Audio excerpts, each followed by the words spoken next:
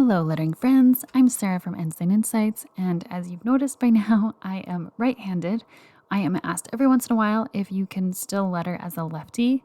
The answer is a big yes. I'd love to hear if you are a lefty or a righty. Will you let me know in the comments? You know that my left hand doesn't work great, so I wanted to put together this video to point you to some awesome left-handed letterers who can explain things much better than me. I asked my lefty friend Tom from Boxroom Art to help me find some lefties to share tips and advice, and I was so glad these lefties generously agreed to help me out. They are so talented and have quite the range of unique lettering skills. Lefty lettering looks like magic to me, so whether you're a lefty or a righty, I think you'll really like this video. I have left links of where to find each of them, so if you find this video helpful, make sure to go find them and let them know. I asked each lefty to write out their advice, and I recorded a voiceover with their video in the background. I really hope this helps you to see a lefty perspective. And this one is Tom. You can find him on Instagram at Boxroom Art. He said, "It's important to remember when starting out or even as an established left-handed letterer that we should never force ourselves to follow the rules set out by right-handed artists. I encourage all lefties to look at the structure of the alphabet to begin with, to think about the flow of each letter.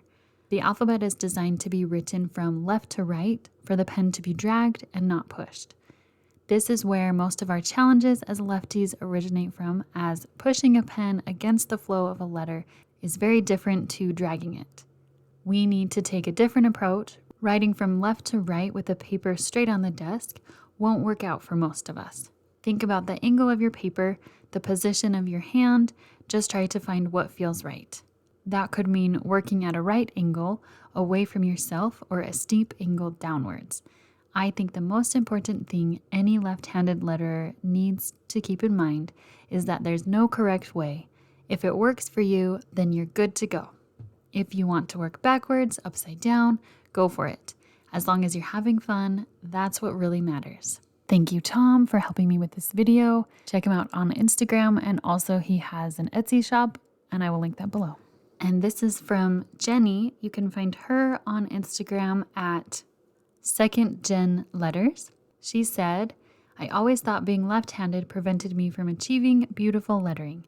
But no, learning pointed pen calligraphy with a left-handed oblique nib holder was a game changer. The position of the oblique holder moves my hand below the line of lettering, and I'm instantly more stable and less likely to smudge. Practicing with my oblique, along with learning digital lettering on my iPad Pro in Procreate with an Apple Pencil, has given me the ability to worry way less about shakiness of my lines and messes from smudging. I've also quickly learned to adapt lettering styles to my own preferences. Classic lettering shapes were created by righties for righties. For example, I don't love loops because the way the nib pushes and pulls differently for lefties. Most of my lettering styles have way fewer loops and more dramatic dips and lines to compensate. I learned the basic correct strokes first, for sure, but as soon as I could, I started playing with which shapes flowed best from my own hand, and I was able to develop a style I love that is very much me." Thank you, Jenny. I have linked her Instagram below. She does some pretty awesome rainbow watercolor. Next is from Joey. You can find him on Instagram at joeys_designs and YouTube, the same handle. He says, "The hardest thing about being a lefty is the smudges, but they say most lefties are pretty creative. I like to think this is true. When lettering, I think it's about figuring out which markers you work best with. I like working with Crayolas. For me, they are easier to control and they're cheap, so that's a win. I think Crayola markers are the best markers to start out with. For beginner lettering, you have to practice the hard pressure and light pressure of lettering strokes. With Crayolas, you can be tough with them as you are learning and ruin them all you want without breaking the bank. After you get better at lettering, you can invest in better, nicer markers. I like to use Tombow gray markers. They have a variety of shades of gray for adding shadows. I use Sigma Micron liner pens for details. My best tip for lefties, be patient, let the ink dry. Some smudging can be prevented by letting the ink dry. Another tip is to use a sheet of paper on your palm to prevent smudges. As you can see, I use this method in the video writing You Got This. Also, at the end of this video, you see me adding details. You can see how I'm working from right to left. This helps me prevent smudging the ink. Lastly, practice, practice, practice. You got this. Thank you, Joey. Definitely check him out on Instagram and YouTube. He is a great resource to see awesome 3D and shadow lettering. This one is from Brittany on Instagram. You can find her at The Lettering Journey. She says, the advice I'd like to give to other lefties is to make sure they put paper underneath their hand to help prevent from smearing letters that are on the lines beneath the current line being worked on. Also, work from right to left. Although I'm not doing that in these videos, it is highly recommended because it helps eliminate smears when working with any type of lettering supplies such as paint pens, markers, paint, ink, etc., etc. Take your time and give yourself grace because mistakes do happen, and for us, they're 10 times worse, but just take a deep breath, relax, wipe away the smudges, and start over. Smudges and smears are the hardest thing to deal with while lettering, but if you can angle your paper and wrist at a slant where you aren't resting your hand on top of letters being written, this could possibly help eliminate some of those mistakes. I hope this helps. Happy lettering. Thank you, Brittany. Go check her out on Instagram. Her website is theletteringjourney.com. She does a lot of different things. I always love watching her do her chalk lettering. This one is Jess. You can find her on Instagram at artbypanza. She said, don't underestimate the importance of consistently practicing your foundation strokes. I am the kind of person who wants to be perfect at something new the moment I try, but I could not have gotten where I am today without practice. As lefties, we have to push where righties pull, and this can cause the brush to flip over itself. Don't be scared to do a stroke in 2 motions if it means doing it properly. Work smarter, not harder.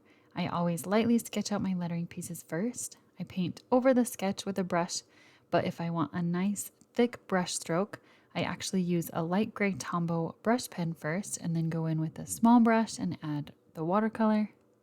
The reason I letter backwards is to avoid smudging my work. Lastly, forget perfection. Practice makes progress, and that is what is most important. Thank you, Jess. You can go see more of her talent on Instagram and also check out her website, artbypanza.com. I will leave that linked below. This next one is from Tanya. You can find her on Instagram at handletteredandloved. She said, one tip to avoid the lefty smear.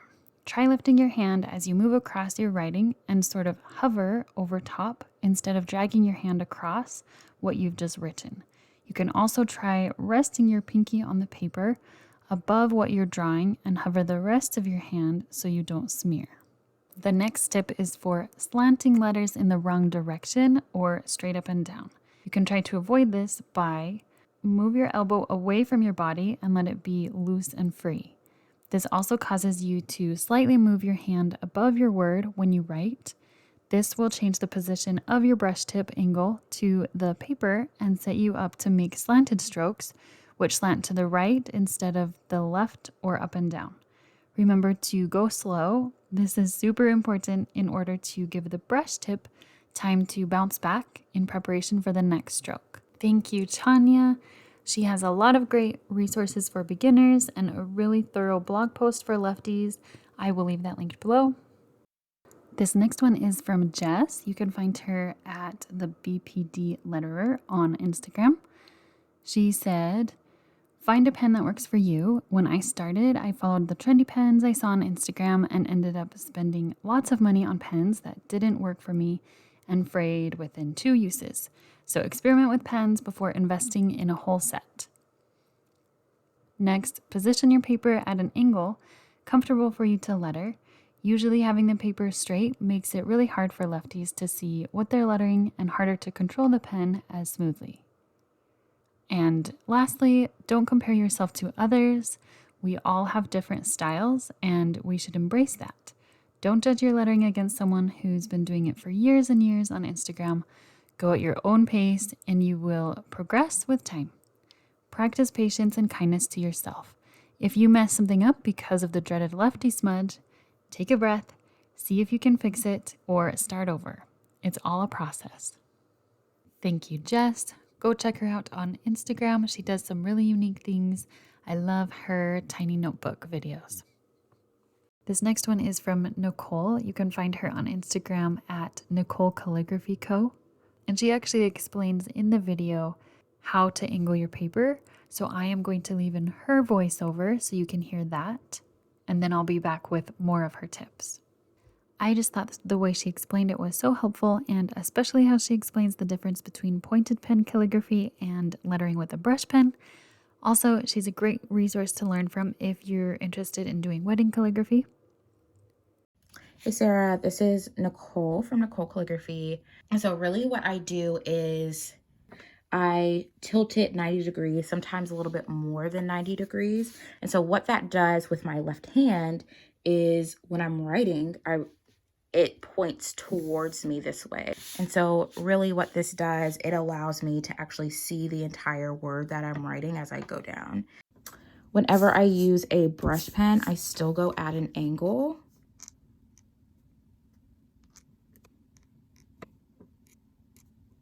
But for me, I don't go this way. I kind of go at a 45-degree angle to make sure that my brush lands correctly. I actually just make sure that I'm careful with it. Okay, it's me again. I appreciated how Nicole specified that the way the pen lands matters. In my video on how to hold a brush pen, I explain how to make sure the tip of the brush is working with you, not against you. I get asked if that still applies to lefties. So a brush pen works the same if you're a righty or a lefty, but as a lefty, there's just a little more to think about in finding an angle that won't smear your lettering. While Nicole is lettering that, I am going to tell you what advice she gave me. She said, I think the hardest thing about being a lefty is pretty much the best thing about being a lefty, and it's adapting and being creative to solve a problem. Operating in this space that is catered towards right-handed people. And one thing you can do is step out of your comfort zone and say, hey, I can do this too. And I can do it just as beautiful as somebody who's right-handed. When I transitioned into dip pen, I was a little nervous because I didn't know how to position my paper the way that didn't smear. So I definitely sought out left-handed calligraphers who taught classes and learned from them. That made it easier for me to transition into creating wedding calligraphy for clients. And to the lefty beginner, keep trying and work what's the best for you and seek out left-handed calligraphers to learn from. I learned from Logos Calligraphy and I took her class, her classic copperplate calligraphy class, and that's the way that I learned, and I adapted it to suit me and my art. I would say try as many nibs as you can because everybody was like, yeah, I'll go for this classic beginner nib, and it did not work for me for months. And I used something that was completely different. So get a nib sampler and figure out which one works for you.